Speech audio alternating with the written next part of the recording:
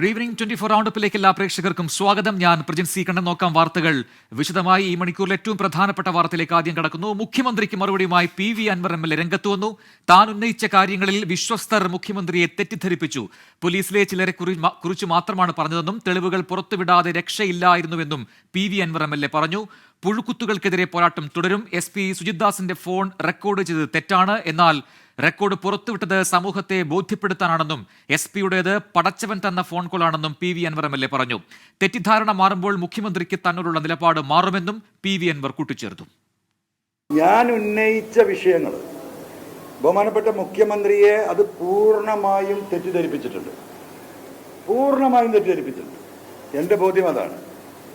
ആ തെറ്റിദ്ധാരണ മാറുമ്പോൾ CM എന്ന് സൂചിപ്പിച്ച കാര്യങ്ങളിൽ മാറ്റം വരും. അവിടത്തേക്കാണ് ഞാൻ പോകുന്നത്. ബഹുമാനപ്പെട്ട മുഖ്യമന്ത്രി സൂചിപ്പിച്ചത് പോലീസുകാരുടെ മനോവീര്യം തകർക്കുന്ന ഒരു തീരുമാനം ഉണ്ടാവില്ല എന്ന്. അങ്ങനെ തന്നെയാണ് വേണ്ടത്, അതിലൊരു തർക്കമില്ല. പക്ഷേ ഇവിടെ മനോവീര്യം തകരുന്നവർ, പോലീസിലെ മനോവീര്യം തകരുന്നവർ ഞാൻ ഈ പറഞ്ഞ 4-5% മാത്രമാണ്. ഈ ക്രിമിനലുകളാണ്, അവരുടെ മനോവീര്യമാണ് തകർന്നിട്ടുള്ളത്. സത്യസന്ധമായി പ്രവർത്തിക്കുന്ന IPS ഉദ്യോഗസ്ഥർ തൊട്ട് കേരളത്തിലെ താഴേക്കടയിലുള്ള പോലീസ് ഉദ്യോഗസ്ഥരുടെ വരെ മനോവീര്യം വലിയ ലെവലിൽ ഉയർന്നിരിക്കുകയാണ്.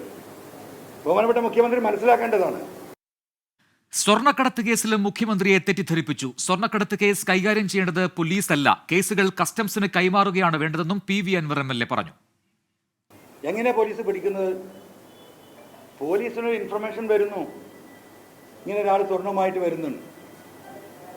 ഇന്ത്യയിലെ നിയമമനുസരിച്ച്, രാജ്യം അനുശാസിക്കുന്ന നിയമമനുസരിച്ച് immediately they should inform the airport customs and preventive. Immediately അങ്ങനെയാണ് നിയമം പറയുന്നത്. കാരണം ഇത് പിടിക്കേണ്ടത് ആരാ? പിടിക്കേണ്ടത് കസ്റ്റംസ് ആണ്. ഉടനടി അവർക്ക് വിവരം കൊടുക്കണം. ഒരു കേസിലും വിവരം കൊടുത്തിട്ടില്ല. മുഖ്യമന്ത്രിയുടെ പൊളിറ്റിക്കൽ സെക്രട്ടറി P ശശിക്കെതിരെ PV അൻവർ MLA ഗുരുതര ആരോപണം ഉയർത്തി. സ്വർണ്ണക്കടത്ത് സംഘത്തിന്റെ പങ്ക് P ശശിക്ക് ലഭിക്കുന്നുണ്ടോ എന്ന് സംശയമുണ്ട്. P ശശിയുടെ പ്രവർത്തനം മാതൃകാപരമല്ലെന്നും PV അൻവർ MLA പറഞ്ഞു. ഞാൻ P ശശിക്കെതിരെ രാഷ്ട്രീയ ആരോപണങ്ങൾ മാത്രം അതുവരെ ഉന്നയിച്ചത്. ഇപ്പം ഞാൻ മനസ്സിലാക്കുന്നു, ഈ കള്ളക്കടത്ത് സംഘത്തിൽ നിന്ന് ഒരു പങ്ക് പോലും ശശി പറ്റുന്നുണ്ടോ എന്ന് പരിശോധിക്കണം. കാരണം ഇങ്ങനെയുണ്ടോ ഒരു ബഹുമാനപ്പെട്ട മുഖ്യമന്ത്രിയെ തെറ്റിദ്ധരിപ്പിക്കൽ? എന്തുദ്ദേശത്തിലാണ് ഈ തെറ്റിദ്ധരിപ്പിക്കൽ? തെറ്റിദ്ധരിപ്പിക്കുകയാണ്. തെറ്റിദ്ധരിപ്പിച്ച് ബഹുമാനപ്പെട്ട മുഖ്യമന്ത്രിയോട് നിന്ന് പറയിപ്പിച്ചതാ. എന്താണ് ആ റിപ്പോർട്ട്? അദ്ദേഹം പറയുന്നുണ്ട് എനിക്ക് കിട്ടിയ റിപ്പോർട്ട്. ഇവരെഴുതിണ്ടാക്കി കൊടുത്ത റിപ്പോർട്ട്, ADGP അജിത് കുമാർ എഴുതിണ്ടാക്കി കൊടുത്ത റിപ്പോർട്ട്. ഈ 170 ആളെ കേസെടുത്തിട്ട് ഇന്ന് വരെ ഈ പറയുന്ന അന്വേഷണ ഏജൻസി ഇവരെ ആരുടെയും വീട് അന്വേഷിച്ച് പോയതായിട്ട് എൻ്റെ അറിവിലില്ല. വിശദാംശങ്ങളുമായി വിപിൻ C വിജയൻ ചേരുന്നുണ്ട് മലപ്പുറത്തു നിന്നും. വിപിൻ, ഇന്നിപ്പോൾ PV അൻവർ നടത്തിയ ഈ വാർത്താ സമ്മേളനം പോലും ഇന്ന് രാവിലെ മുഖ്യമന്ത്രി നടത്തിയ വാർത്താ സമ്മേളനത്തിന്റെ മറുപടിയാണെന്ന് പറയേണ്ടി വരും. ആ രീതിയിലുള്ള പ്രതികരണം ഇപ്പോൾ PV അൻവർ നടത്തിയിരിക്കുന്നു. മാത്രമല്ല, മുഖ്യമന്ത്രിയെ തള്ളിപ്പറയുന്നില്ല എന്ന് പറയുമ്പോഴും രാവിലെ മുഖ്യമന്ത്രി നടത്തിയ പല പരാമർശങ്ങൾക്കും PV അൻവർ മറുപടി പറയുകയും ചെയ്തു. മാത്രമല്ല, രാഷ്ട്രീയ ആരോപണം മാത്രമായിരുന്നു ഇതുവരെ താൻ ഉന്നയിച്ചത്. പക്ഷേ അത് മാത്രം പോരാ എന്ന് പറഞ്ഞുകൊണ്ടാണ് P ശശിക്കെതിരെ, മുഖ്യമന്ത്രിയുടെ പൊളിറ്റിക്കൽ സെക്രട്ടറിക്കെതിരെ അതിരൂക്ഷ വിമർശനവും ഗുരുതരമായ ആരോപണവും ഇന്ന് വീണ്ടും PV അൻവർ ഉയർത്തിയിരിക്കുന്നത്. എന്തൊക്കെ കാര്യങ്ങൾ ഇന്ന് വാർത്താ സമ്മേളനത്തിൽ പറഞ്ഞു? എന്താണ് തുടർ നിലപാടുകൾ, തുടർ നീക്കങ്ങൾ അൻവറിന്റെ?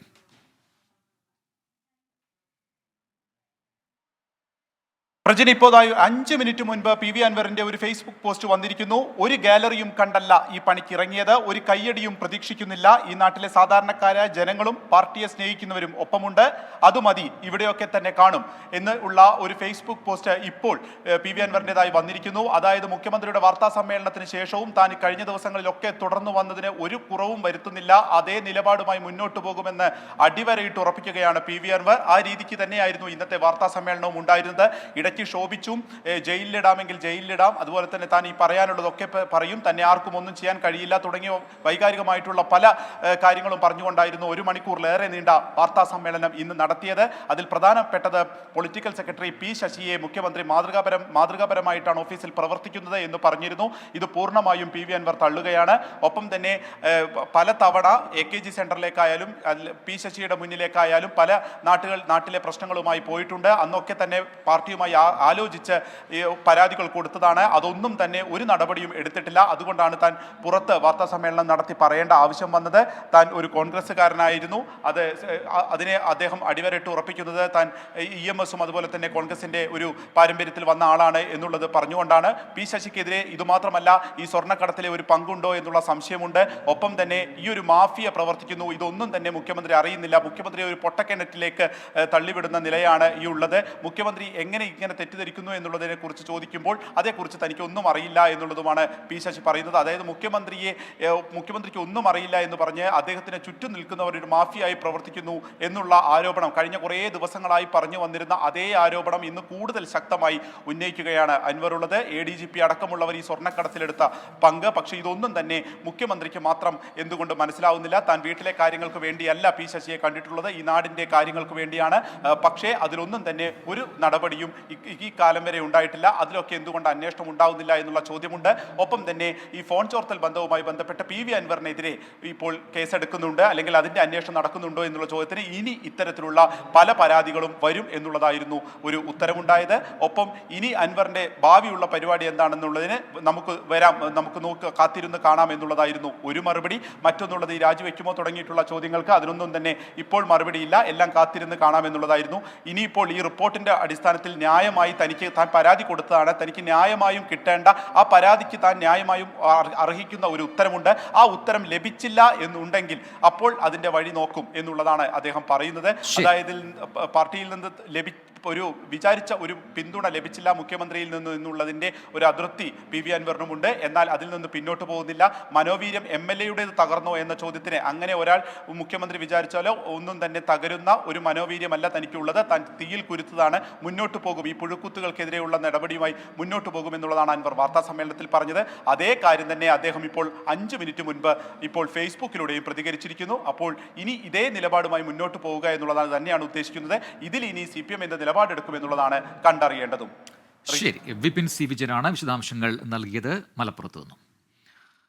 ആഭ്യന്തര വകുപ്പിനെതിരെ PV അൻവർ MLA ദിവസങ്ങളായി ഉന്നയിക്കുന്ന ആരോപണങ്ങൾ അവജ്ഞയോടെ തള്ളി മുഖ്യമന്ത്രി പിണറായി വിജയൻ ഇന്ന് രംഗത്തെത്തി. ADGP MR അജിത് കുമാറിനെയും പൊളിറ്റിക്കൽ സെക്രട്ടറി P ശശിയെയും പൂർണ്ണമായും സംരക്ഷിച്ച മുഖ്യമന്ത്രി PV അൻവർ വന്ന വഴി കോൺഗ്രസിന്റെ വഴിയാണെന്ന് പറഞ്ഞാണ് ആരോപണങ്ങൾ തള്ളിയത്. ആരോപണങ്ങളുടെ പേരിൽ ആരെയും സ്ഥാനത്ത് നിന്ന് മാറ്റുമെന്ന് കരുതേണ്ടെന്നും മുഖ്യമന്ത്രി വ്യക്തമാക്കി. ഭരണകക്ഷി MLAയുടെ ആരോപണങ്ങൾ സർക്കാരിനെയും CPMനെയും വേട്ടയാടാൻ തുടങ്ങിയിട്ട് ദിവസങ്ങൾ പിന്നിടുമ്പോഴാണ് മുഖ്യമന്ത്രി പിണറായി വിജയൻ മൗനം വെടിഞ്ഞത്. നിരന്തരം ആരോപണങ്ങൾ ഉന്നയിക്കുമ്പോഴും മുഖ്യമന്ത്രിയെ പൂർണ്ണ വിശ്വാസമെന്ന് പറഞ്ഞ PV അൻവറിന് തിരിച്ചു കിട്ടിയത് രൂക്ഷ വിമർശനം. പൊളിറ്റിക്കൽ സെക്രട്ടറി P ശശി ഒരു തെറ്റും ചെയ്തിട്ടില്ലെന്നും PV അൻവറിന്റെ പരാതികൾ കേട്ട് അതേപടി നടപടിയെടുക്കലല്ല P ശശിയുടെ ജോലിയെന്നും മുഖ്യമന്ത്രി. അദ്ദേഹം CPIMന്റെ സംസ്ഥാന കമ്മിറ്റി അംഗമാണ്. പാർട്ടി നിയോഗിച്ച് എൻ്റെ ഓഫീസിൽ പൊളിറ്റിക്കൽ സെക്രട്ടറി അദ്ദേഹം പ്രവർത്തിക്കുകയാണ്. മാതൃകാപരമായ പ്രവർത്തനമാണ് അദ്ദേഹം നടത്തുന്നത്. അൻവറോ മറ്റുള്ളവരോ കൊടുക്കുന്ന പരാതി അതേപോലെ സ്വീകരിച്ച് നടപടിയെടുക്കാനല്ല ശശി അവിടെ ഇരിക്കുന്നത്. ADGP MR അജിത് കുമാറിനെതിരെ അന്വേഷണ റിപ്പോർട്ട് കിട്ടിയ ശേഷം നടപടി വേണോ എന്ന് പരിശോധിക്കും. ADGP RSS നേതാക്കളെ കണ്ടത് തനിക്ക് വേണ്ടിയല്ലെന്ന് പറഞ്ഞ മുഖ്യമന്ത്രി തുടർ ചോദ്യങ്ങളിൽ നിന്ന് ഒഴിഞ്ഞു മാറി. പ്രതിപക്ഷ നേതാവ് ആരോപിച്ചതാണല്ലോ ഈ പറയുന്ന കാര്യം. തങ്ങളുടെ രാഷ്ട്രീയ താല്പര്യത്തിനു വേണ്ടി പോലീസുകാരെ പലതരം ഇടനിലകൾക്കായി ഉപയോഗിച്ചതിൻ്റെ മുൻകാല അനുഭവം വെച്ചുകൊണ്ടായിരിക്കും അദ്ദേഹം അത്തരമൊരു ആരോപണം ഉന്നയിച്ചത്. കാരണം ഞങ്ങൾക്ക് അത്തരമൊരു ശീലമില്ല. മലപ്പുറത്തെ പോലീസിന്റെ സ്വർണ്ണക്കടത്ത് ബന്ധം സംബന്ധിച്ച ആരോപണങ്ങളും മുഖ്യമന്ത്രി തള്ളി. സഖാവിന്റെ ചുമതലയാണ് നിർവഹിക്കുന്നതെന്ന് അവകാശപ്പെട്ട് പോലീസിനെതിരെ പോരിനിറങ്ങിയ PV അൻവറിന് കോൺഗ്രസ് ഭൂതകാലം ഓർമ്മിപ്പിച്ചാണ് മുഖ്യമന്ത്രി മറുപടി പറഞ്ഞത്. അൻവറിൻ്റെ പശ്ചാത്തലം ഇടതുപക്ഷ പശ്ചാത്തലമല്ല. അൻവർ വന്ന വഴിയുണ്ട്. അൻവർ വന്ന വഴി കോൺഗ്രസിൻ്റെ വഴിയാണ്. അവിടെ നിന്ന് ഇങ്ങോട്ട് വന്നതാണ്. ഭരണകക്ഷി MLAയുടെ വിശ്വാസത മുഖ്യമന്ത്രി തന്നെ ചോദ്യം ചെയ്തെന്ന് പ്രതിപക്ഷ നേതാവ് VD സതീശൻ പരിഹസിച്ചു. PV അൻവറിനെ മുൻനിർത്തി പാർട്ടിയിൽ തനിക്കെതിരെ തിരിഞ്ഞവർക്കുള്ള മറുപടിയാണ് മുഖ്യമന്ത്രി പറഞ്ഞതെന്നും പ്രതിപക്ഷ നേതാവ്. മുഖ്യമന്ത്രി PV അൻവറിനെ ഭരണകക്ഷി MLA വിശ്വസിക്കാൻ കൊള്ളില്ല എന്ന് പറഞ്ഞിട്ട് അയാൾ പറഞ്ഞ പകുതി ആരോപണങ്ങൾ അന്വേഷിക്കുകയാണ്. P ശശിയും ADGPയും ഒരു തെറ്റും ചെയ്തിട്ടില്ലെങ്കിൽ ആരോപണം ഉന്നയിച്ച PV അൻവറിനെതിരെ മുഖ്യമന്ത്രി നടപടിയെടുക്കണമെന്ന് BJP നേതാവ് V മുരളീധരൻ പ്രതികരിച്ചു. സലിം മാലിക്, 24, തിരുവനന്തപുരം. തൃശൂർ പൂരം വിവാദം സംബന്ധിച്ച അന്വേഷണത്തിൽ നിന്ന് ADGP MR അജിത് കുമാറിനെ മാറ്റില്ല. ഈ മാസം 24-നുള്ളിൽ റിപ്പോർട്ട് സമർപ്പിക്കാൻ നിർദ്ദേശിച്ചിട്ടുണ്ടെന്ന് മുഖ്യമന്ത്രി പറഞ്ഞു. അന്വേഷണം 5 മാസം വൈകിയതിനെക്കുറിച്ച് കൃത്യമായ മറുപടി പക്ഷേ മുഖ്യമന്ത്രി നൽകിയതുമില്ല. മുഖ്യമന്ത്രിയെ വിശ്വാസത്തിലെടുക്കുന്നുവെന്ന് തൃശൂരിൽ LDF സ്ഥാനാർത്ഥിയായിരുന്ന VS സുനിൽകുമാർ പ്രതികരിച്ചു. തൃശൂർ പൂരം വിവാദത്തിൽ CPI ഉൾപ്പെടെ വിമർശനം ഉന്നയിച്ചിട്ടും അന്വേഷണ ചുമതലയിൽ നിന്ന് ADGP MR അജിത് കുമാറിനെ മാറ്റേണ്ടതില്ലെന്നാണ് മുഖ്യമന്ത്രിയുടെ നിലപാട്. ഈ മാസം 24-ന് മുമ്പ് അന്വേഷണ റിപ്പോർട്ട് നൽകാൻ ഉത്തരവിട്ടിട്ടുണ്ടെന്നും മുഖ്യമന്ത്രി. കുറച്ചുകൂടി സമയം വേണമെന്ന് പറഞ്ഞിട്ട് കഴിഞ്ഞ ഒരാഴ്ച മുമ്പ് എൻ്റെ മുന്നിൽ ഒരു കടലാസ് വന്നു. അപ്പോൾ ഞാനതിൽ പറഞ്ഞു 24-ാം തീയതിക്ക് മുൻപായി ഈ അന്വേഷണം പൂർത്തിയാക്കി റിപ്പോർട്ട് നൽകിയിരിക്കണം എന്ന് പറഞ്ഞുകൊണ്ട് ഉത്തരവിട്ടിട്ടുണ്ട്. വിവരാവകാശ രേഖയ്ക്ക് മറുപടി നൽകിയ DYSPക്കെതിരെ നടപടിയെടുക്കുന്നതിന് മുഖ്യമന്ത്രിയുടെ ന്യായീകരണം. ഇടപെട്ട കാര്യങ്ങളെല്ലാം അറിഞ്ഞിട്ടും ഈ തെറ്റായ വാർത്ത എന്തുകൊണ്ട് കൊടുത്തു, ഈ വിവരാവകാശത്തിന് തെറ്റായ മറുപടി എന്തുകൊണ്ട് കൊടുത്തു, അതാണ് അതിൽ പ്രശ്നമായിട്ട് വന്നത്. അതാണ് അദ്ദേഹത്തിൻ്റെ മേലെ നടപടിക്കും റെഡിയാക്കിയത്. അന്വേഷണത്തിൽ മുഖ്യമന്ത്രിയെ പൂർണ്ണമായും വിശ്വസിക്കുന്നുവെന്നും റിപ്പോർട്ട് വൈകിയതിൽ പ്രശ്നമില്ലെന്നും VS സുനിൽകുമാർ. ആ പരിഹാരം ഉണ്ടാക്കാൻ വേണ്ടി ഗവൺമെൻറ് ശ്രമിക്കുകയും അത് പിന്നെ ഈ 24-ാം തീയതിക്ക് മുമ്പായി റിപ്പോർട്ട് സമർപ്പിക്കുക എന്ന് പറഞ്ഞു കഴിഞ്ഞാൽ നമ്മളത് മുഖവിലേക്ക് എടുക്കണ്ടേ? അതല്ലേ ശരി. തൃശൂർ പൂരം കലക്കിയത് മുഖ്യമന്ത്രിയുടെ അറിവോടെയാണെന്ന വാദം ആവർത്തിച്ച കോൺഗ്രസ് നേതാക്കൾ.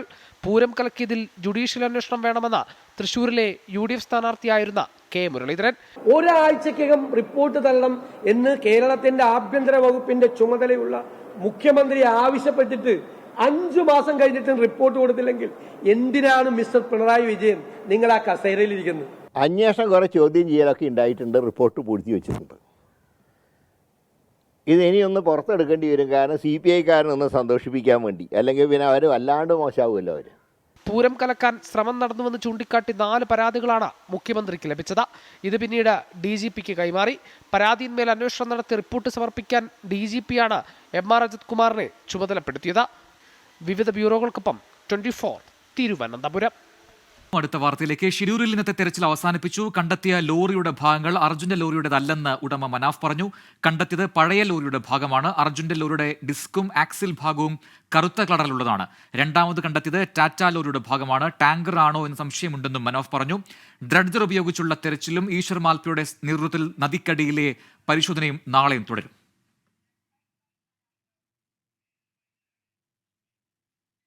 നമ്മളെ ലോറിയല്ല, അറിയില്ല, ഏതോ ഒരു ലോറിന്റെതാ. നമ്മളെ ട്രക്കല്ല, വേറെ ഏതോ ട്രക്കാ. ഈ അടിയിൽ കണ്ട തലകീഴായി കിടക്കുന്നു എന്ന് പറയുന്ന ലോറിയും ആ ട്രക്കാകാൻ സാധ്യതയില്ല. അങ്ങനെ ട്രക്കാകാൻ സാധ്യതയില്ല. അതറിയില്ല. ഇത് നമ്മളതല്ല. അരുൺ പൂപ്പറമ്പ് ചെയ്യുന്നുണ്ട് കൂടുതൽ വിവരങ്ങളുമായി. അരുൺ, ഇന്നത്തെ തെരച്ചിലിൽ എന്തൊക്കെ കാര്യങ്ങൾ കണ്ടെത്തിയത്? അർജുൻ ഓടിച്ച വാഹനത്തിൻ്റെതല്ല എന്ന് വാഹന ഉടമ മനാഫ് തന്നെ പറയുന്നു. അപ്പോൾ തെരച്ചിൽ ഇനി ഏത് രീതിയിലായിരിക്കും നടത്തുക? എത്രമാത്രം മണ്ണ് ആ കോൺടാക്ട് പോയിന്റ് 4-ൽ നിന്നും മാറ്റിയിട്ടുണ്ട് ഇന്ന്?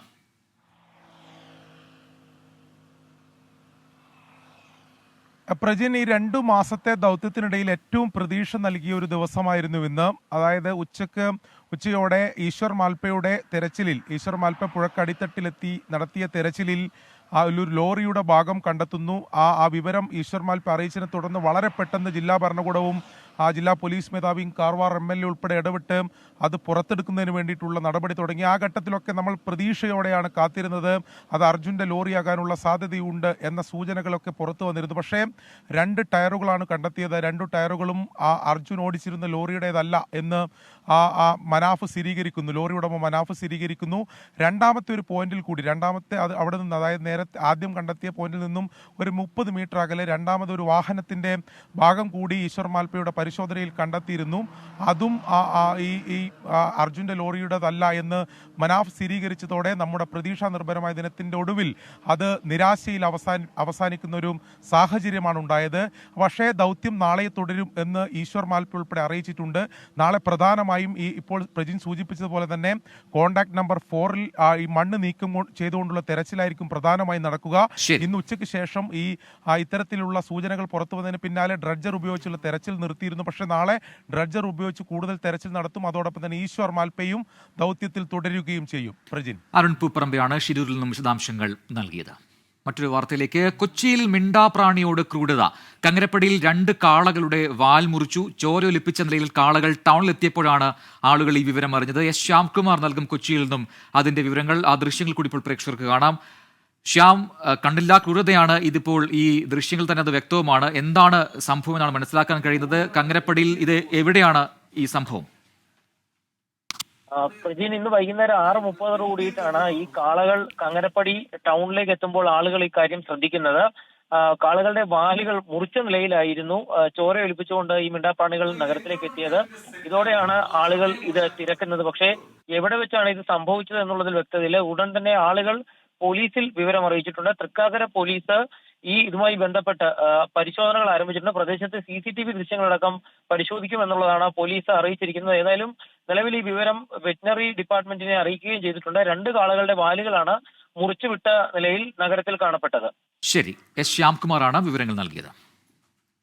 കൊച്ചിയിൽ പ്രായപൂർത്തിയാകാത്ത പെൺകുട്ടിയെ ലൈംഗികമായി പീഡിപ്പിച്ച പ്രതി അറസ്റ്റിൽ. പശ്ചിമബംഗാൾ സ്വദേശിയാണ് പിടിയിലായത്. YS അഭിനന്ദ് നൽകും കൊച്ചിയിൽ നിന്നതിന് കൂടുതൽ വിവരങ്ങൾ. അഭിനന്ദ്, വിശദാംശങ്ങൾ പറയും. പ്രജനി, കഴിഞ്ഞ 19-ാം തീയതി രാത്രി 12 മണിയോടുകൂടിയായിരുന്നു സംഭവം. വെസ്റ്റ് ബംഗാൾ സ്വദേശി സോണിയാണ് ഇപ്പോൾ പെരുമ്പാവൂർ പോലീസിന്റെ പിടിയിലായിരിക്കുന്നത്. കാഞ്ഞിരക്കാടുള്ള വാടക വീട്ടിൽ കുടുംബമായി താമസിച്ചിരുന്ന അതിഥി തൊഴിലാളികളുടെ മകളെയാണ് ഈ പ്രതി ക്രൂരമായ ലൈംഗിക പീഡനത്തിനിരയാക്കിയത്. പെൺകുട്ടിയും കുടുംബവും താമസിക്കുന്നതിന് തൊട്ടടുത്ത് തന്നെയാണ് പ്രതി മാതാപിതാക്കളോടൊപ്പം താമസിച്ചു വന്നത്. പെരുമ്പാവൂരിലെ ഒരു പ്ലൈവുഡ് കമ്പനിയിൽ ജോലി ചെയ്യുന്ന ഒരു പെൺകുട്ടിയുടെ വീട്ടിലെ നിത്യ സന്ദർശകനായിരുന്നു ഈ പ്രതി. കുട്ടിയുടെ മൊഴിയുടെ അടിസ്ഥാനത്തിൽ ഇപ്പോൾ പെരുമ്പാവൂർ പോലീസ് കേസെടുത്ത് അന്വേഷണം ആരംഭിച്ചിട്ടുണ്ട്. പോലീസ് പ്രതി അറസ്റ്റ് ചെയ്ത് കോടതിയിൽ ഹാജരാക്കി ഇപ്പോൾ റിമാൻഡ് ചെയ്തിരിക്കുകയാണ്. പ്രജിൻ, ശരി, YS അഭിനന്ദാണ് വിവരങ്ങൾ നൽകിയത്. മറ്റൊരു വാർത്തയിലേക്ക്. ഏണസ്റ്റ് ആൻഡ് യങ് കമ്പനിയിലെ ജീവനക്കാരിയായിരുന്ന അന്ന സെബാസ്റ്റ്യന്റെ മരണത്തിൽ ദേശീയ മനുഷ്യാവകാശ കമ്മീഷൻ സ്വമേധയാ കേസെടുത്തിരിക്കുന്നു. 4 ആഴ്ചയ്ക്കുള്ളിൽ മറുപടി നൽകാൻ ആവശ്യപ്പെട്ട് നോട്ടീസ് നൽകി. സംഭവത്തിൽ മനുഷ്യാവകാശ കമ്മീഷൻ ആശങ്കയും രേഖപ്പെടുത്തിയിട്ടുണ്ട്. ബൽറാം നെടുങ്ങാടി നൽകും ഡൽഹിയിൽ നിന്ന് കൂടുതൽ വിവരങ്ങൾ. ബൽറാം, ഈ ജോലി സമ്മർദ്ദം കാരണമാണ് മകൾ കുഴഞ്ഞു വീണ് മരിച്ചതെന്ന അമ്മയുടെ പരാതി, അതിലൊക്കെ തന്നെയാണ് ഈ വാർത്ത, അത് വലിയ വാർത്തയായി മാറിയത്. ഇപ്പോൾ സ്വമേധയാ കേസെടുത്തിരിക്കുന്നു മനുഷ്യാവകാശ കമ്മീഷൻ. എന്താണ് വിവരങ്ങൾ?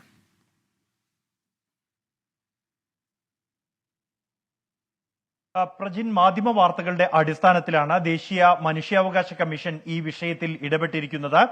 ഇത്തരത്തിൽ തൊഴിൽ സമ്മർദ്ദത്തെ തുടർന്ന് ഒരു യുവതി മരിക്കാനിടയായ സംഭവം അത് അത്യന്തം ആശങ്കപ്പെടുത്തുന്ന ഒരു സാഹചര്യമാണ് എന്നാണ് ദേശീയ മനുഷ്യാവകാശ കമ്മീഷൻ പ്രതികരിച്ചിരിക്കുന്നത്. കമ്പനികൾ മനുഷ്യാവകാശങ്ങളോട് സംവേദനക്ഷമതയും ഉത്തരവാദിത്വവും കാണിക്കണം എന്നും മനുഷ്യാവകാശ കമ്മീഷൻ വ്യക്തമാക്കിയിട്ടുണ്ട്. കേന്ദ്ര തൊഴിൽ മന്ത്രാലയത്തിൽ നിന്നും ദേശീയ മനുഷ്യാവകാശ കമ്മീഷൻ ഈ വിഷയത്തിൽ റിപ്പോർട്ട് തേടിയിരിക്കുകയാണ്. നേരത്തെ തന്നെ സംഭവത്തിൽ തൊഴിൽ മന്ത്രാലയം അന്വേഷണം ആരംഭിച്ചിട്ടുണ്ട്.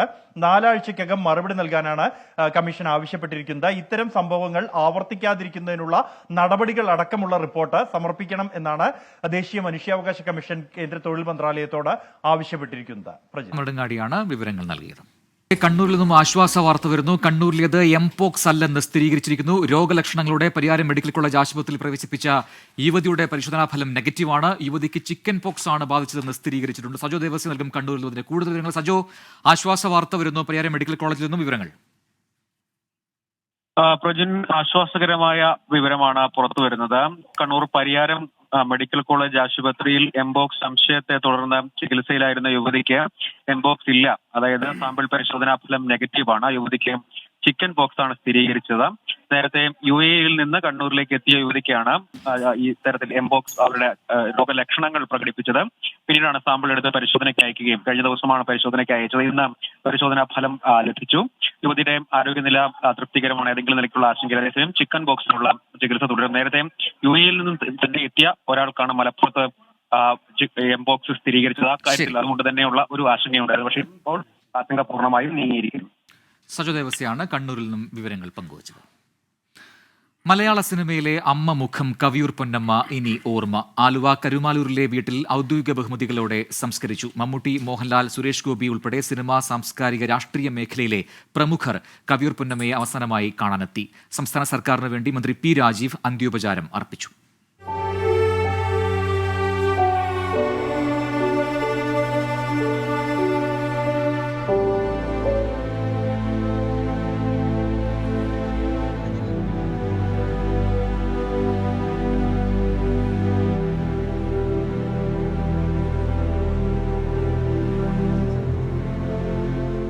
അമ്മ കഥാപാത്രങ്ങൾ അനശ്വരമാക്കിയ മലയാളത്തിന്റെ പ്രിയപ്പെട്ട കവിയൂർ പൊന്നമ്മയ്ക്ക് നാട് വിട ചൊല്ലി. പൊന്നമ്മയ്ക്ക് ഏറെ ഇഷ്ടമായിരുന്ന ആലുവ കരുമാലൂരിലെ ശ്രീപീഠം വീട്ടുവളപ്പിലായിരുന്നു അന്ത്യയാത്രയ്ക്കായി ചിതയൊരുക്കിയത്. സഹോദരനാണ് ചിതയ്ക്ക് തീ കൊളുത്തിയത്. സംസ്ഥാന സർക്കാരിന്റെ ഔദ്യോഗിക ബഹുമതികളോടെയായിരുന്നു സംസ്കാര ചടങ്ങ്.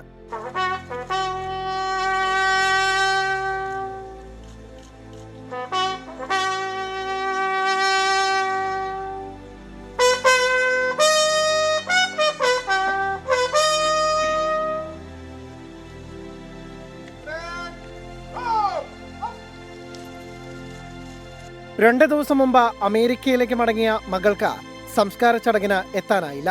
സംസ്ഥാന സർക്കാരിനെ പ്രതിനിധീകരിച്ച മന്ത്രി പി രാജീവ് സംസ്കാര ചടങ്ങിൽ പങ്കെടുത്തു.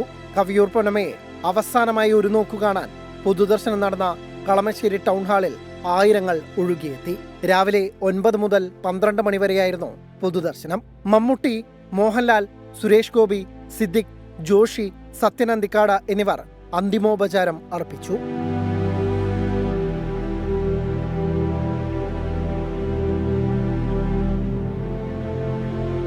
വിട പറഞ്ഞത് മലയാളികളുടെ അമ്മ മുഖമെന്ന സിനിമാ ലോകം. മലയാള സിനിമയ്ക്ക് ഒരു വലിയ നഷ്ടം, പകരം വെക്കാനില്ലാത്ത ഒരു അഭിനേത്രി, പകരം വെക്കാനില്ലാത്ത ഒരു അമ്മയാണ് നമുക്ക് നഷ്ടപ്പെട്ടത്. കുടുംബത്തിലെ ഒരു അംഗം നമ്മളെ വിട്ട് പിരിഞ്ഞു പോയി എന്ന് ആയുസത്തിയാൽ പോകണം എന്നുള്ളത് അതൊരു നിയമമാണ്. അപ്പോൾ അത് നമ്മൾ അംഗീകരിക്കുക എന്നുള്ളതാണ് ആദരാഞ്ജലികൾ അർപ്പിക്കുന്നത്. പ്രതിപക്ഷ നേതാവ് വി ഡി സതീശൻ, മന്ത്രി PA മുഹമ്മദ് റിയാസ് എന്നിവരും ആദരാഞ്ജലികൾ അർപ്പിച്ചു.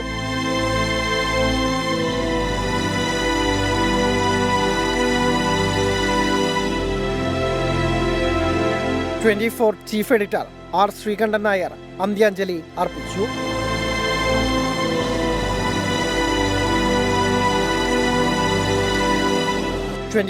കൊച്ചി. 24 പൂർത്തിയാവുന്നു.